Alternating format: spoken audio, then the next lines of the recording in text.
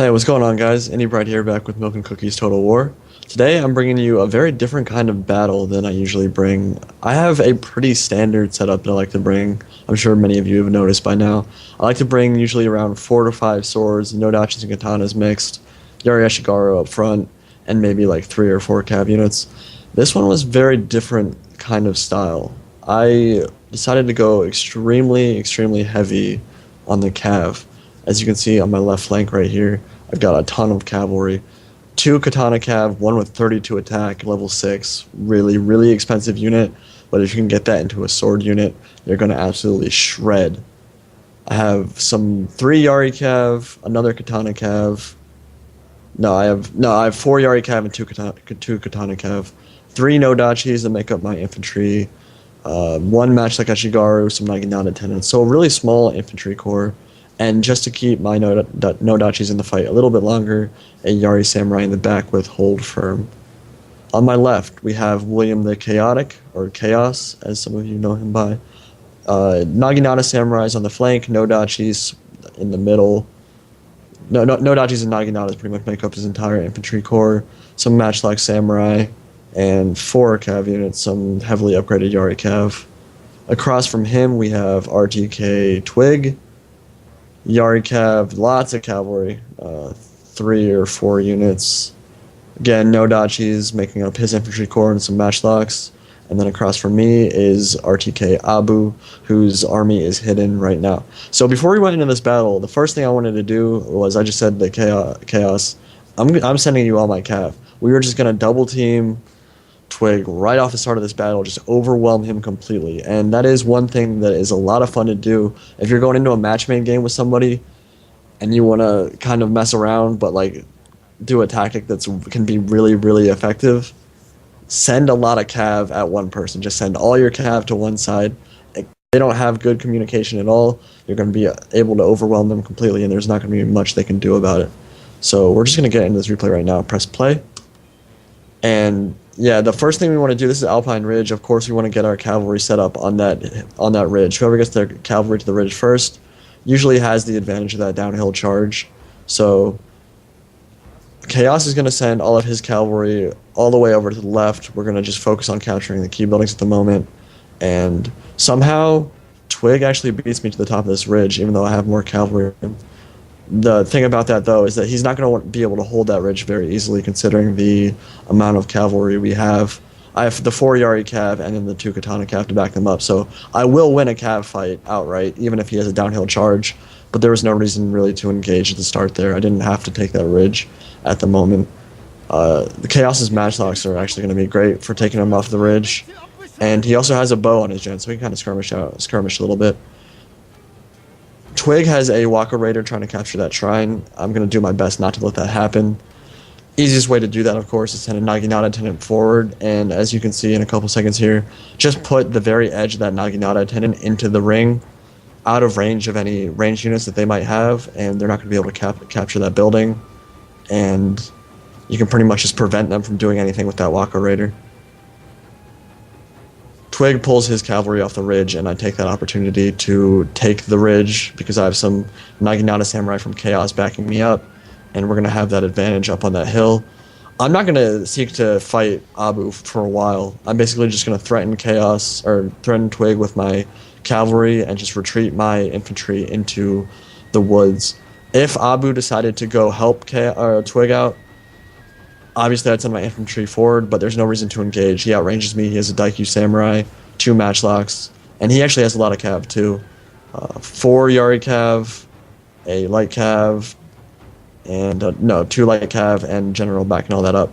So I don't want to engage all of that, especially when he has matchlocks backing up. So I'm basically just going to play cat and mouse with him, push him backwards, away from the ridge, and of course Chaos has a rush army, so he's already going straight into this fight right now. Twig has a pretty good position in the forest. His matchlocks and some Naginata attendants firing from the forest.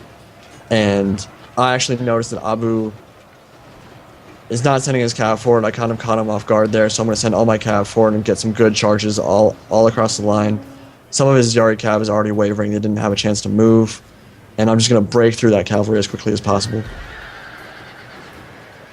excuse me, as soon as I break through that cavalry, obviously I'm going to send my cav all the way into behind Twig, and as you can see, I already have 2 katana cav in his backfield, just wreaking havoc, and he did not have enough troops supporting the left side of his flank, and I've already got my katana cav into the battle there, into the backs of his no-dachis and his matchlocks, and I'm already causing tons of panic over there.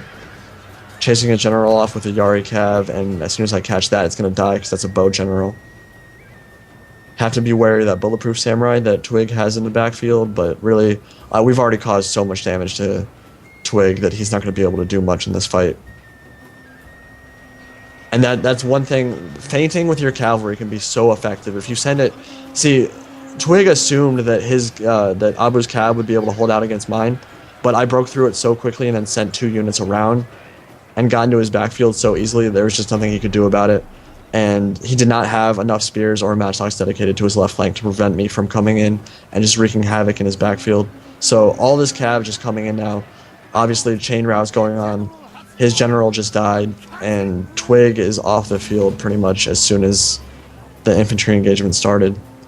And I have a ton of cavalry left. Almost all of my cavalry is at half or full strength. And so, obviously, now we're just going to focus on Abu because Twig is off the field. His general's making a brave last stand, but bow general against katana cavalry at 32 attack is not going to go very well, let's just be honest. And he's going to rout off the field and try to salvage that bulletproof samurai who's activated rapid advance and is hightailing it out of there. Don't blame him. There's a lot of guys coming for him. I do think we catch up to that, though. We'll see in a couple seconds here. I'm not sure. Getting a couple shots off with those mounted gunners, which I just realized Chaos brought, being the troll that he is. But again, bulletproof samurai, not very good targets for mounted gunners or matchlocks in general. They are called bulletproof samurai for a reason. They are pretty much bulletproof. So Twig only has a Wako Raider and a bulletproof samurai now. We are not going to be able to catch that bulletproof samurai yet. And I'm going to take this opportunity to start moving up. I only have 1 matchlock unit. And this is actually, there's a really big lesson to take away from this battle that you're about to see. Like, we have 2 armies to their 1 now at this point. I mean, yeah, Twig has 2 units left, but I mean, Abu's pretty much by himself. But I'm going to get cocky, and I am not going to spread out. I'm going to get super compact and just attack like 3 or 4 units onto 1 or 2 of his and get super bunched up. And even when you're up by this much and you have like a whole nother army backing you up, there was no reason for me to engage. And I've seen people lose battles like this before by being dumb like this. Look at how bunched up I'm getting. I have 4, 5, 6 units in a really, really compact area.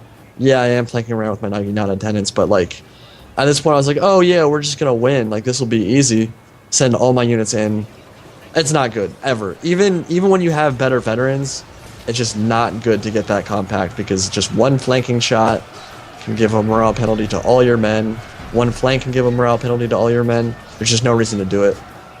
Super bunched up. Really, really terrible attack by me. Should not have done it. But at this point, he is surrounded. Obviously, Chaos is coming in from the rear. I've got all my cav coming in. Way too many of my units are routing at the moment. But I do have a bunch of cav in his backfield, and really with that hammer and anvil, he's going to have a hard time winning this. Chain route starting up for both of us, actually. I'm going to get my Yari Samurai into the melee. Rapid advance.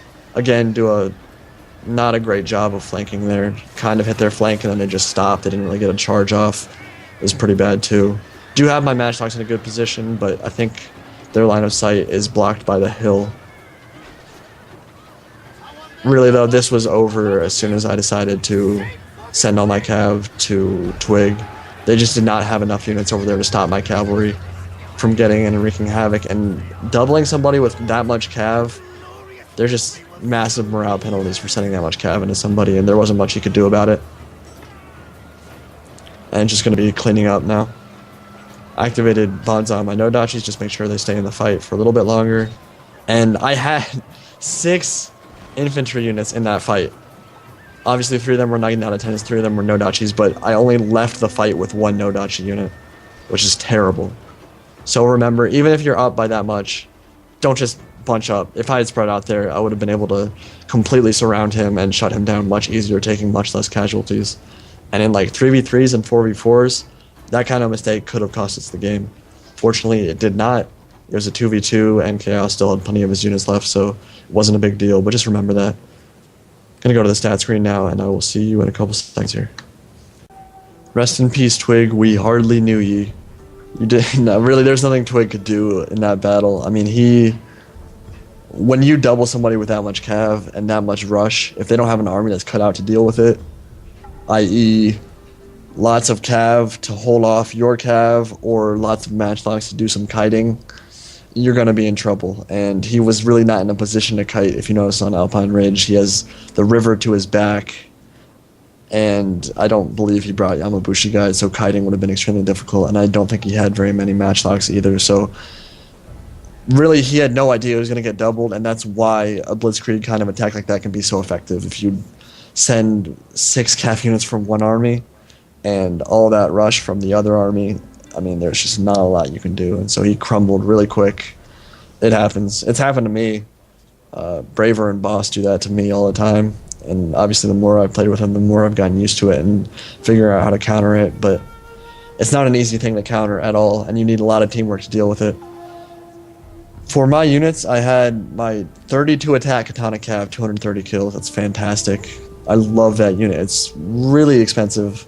I believe 1400 Koku, but really fun to use. And man, if these guys get into any unit that's not a spear, they're going to kill it. And yeah, 230 kills is great for a Katana Cav.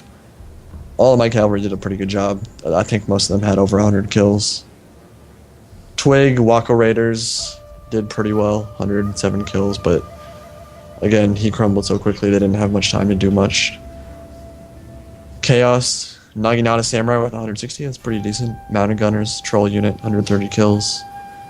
And for Abu, his Daikyu Samurai killed 93. Really not cost effective, again, because we were rushing. It's really hard to make a bow like a Daikyu Samurai worth it unless you're going to kite with it. And especially if your opponents are rushing, like we did, a Daikyu just not going to be able to do enough damage in time to make it worth its cost unless you're kiting all over the map, running away from your opponent and making sure that it spends all its ammo, which it obviously did not. I mean, Abu had no chance to do anything with his bow. He couldn't kite, again, because Chaos was right behind him. I was coming from the front. He had no space to maneuver. So it's an expensive unit for only 93 kills, while most of those were on attendance. Yeah, it's not great, but again, it happens. A Naginata Warrior Monk with 83 kills, and the rest of his units didn't do too well. So that was a pretty quick battle. Hope you guys enjoyed it. Got plenty more coming. And actually, we may or may not going to make any promises, but there was a announcement from CA today about the Ptolemaic Egypt faction in Rome 2. If you guys haven't checked that out, we will link the Total War factions page down below. So we have 8 factions now. Pretty excited about that. And there was actually kind of a bombshell drop by them. They said that, or there's an icon below Egypt with the Rally Point insignia. So I don't know if they're announcing another faction through Rally Point after that, or how it's going to work, but I believe there are more factions on the way, so I'm pretty excited about that. Anyway, hope you guys enjoyed, and I will talk to you later. See ya.